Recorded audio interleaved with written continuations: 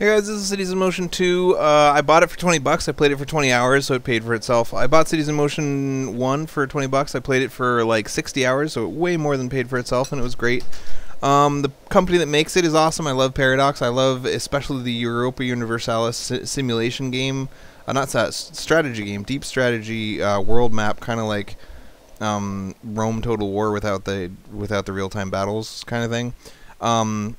And a lot of their games, and Galactic Civilization 2 is also a game that I played forever, was really fun, super deep. It's like the only single-player space simulator game, other than like the text-based ones, that I've ever like felt was challenging and fun and could be played for a long time. So the company, Paradox, whatever, is like a company that I really admire, so everything that they do, I at least give it a try. I should mention that Cities in Motion wasn't actually programmed by them, it's just published by them, but still, anything they put their name on, I'll give a shot to, just because they've done so well in the past. One thing that is like a trademark of theirs specifically is that their games tend to be really hard to figure out, really deep, really like tons and millions of zillions of options, and the interfaces are almost universally bad and frustrating to figure out how to use. And the pace of the game is almost universally like really slow paced.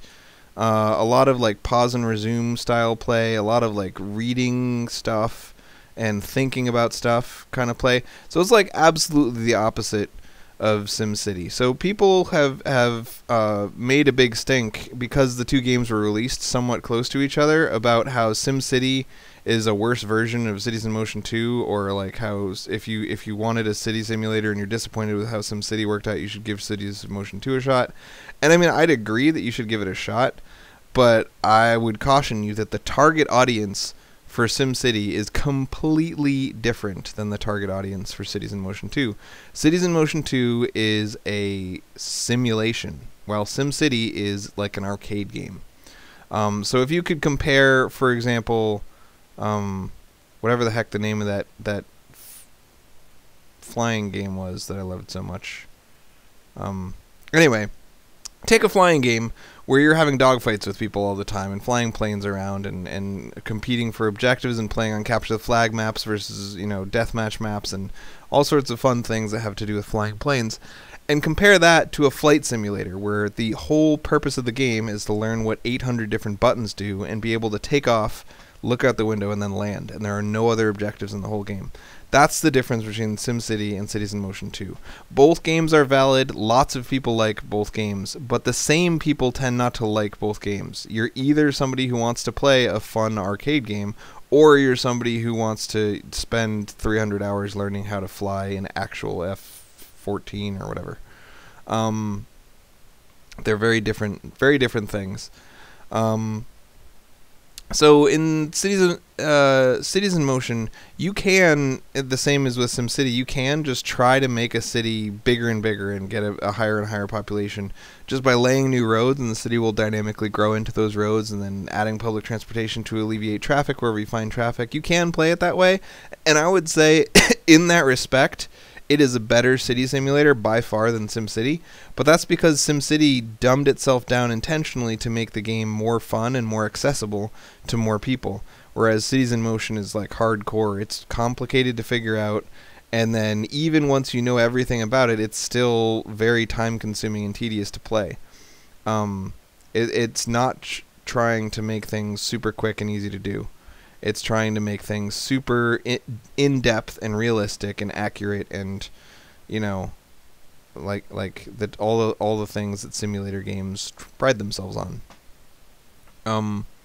So one thing that you're going to run into a lot with Cities in Motion is that, I mean, people have raved over how large the maps are and how that's such a great thing because the maps in SimCity are so tiny. But the problem is if you have a very, very large map, which you do in Cities in Motion, and a very, very large city, and you spend, say, like, for example, I said I'd played this game for 20 hours. The first 6 hours that I played were spent trying to get and failing, and then trying again, and then failing and trying again, and trying to figure out how to make a profitable public transportation system at all. And once I'd had so much fun doing that problem solving, figuring out how to make a profitable transportation system, the next step is to kind of do it again, and then do it again, and do it again, and cover the whole city with it. But the first time you did it, it was exciting and new, and there was the novelty factor, and it was, there was lots of looking at little things.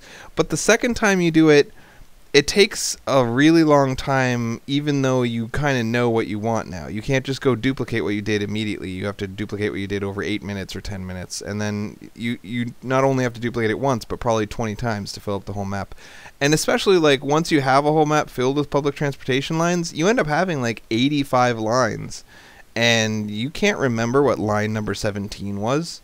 And looking through all of them, you have to open 87 windows and look at the profitability of each and say, well, this one's not profitable, how come? And then turn off all the other ones and turn on that one and go look at it and be like, oh, this is why, and blah, blah, blah.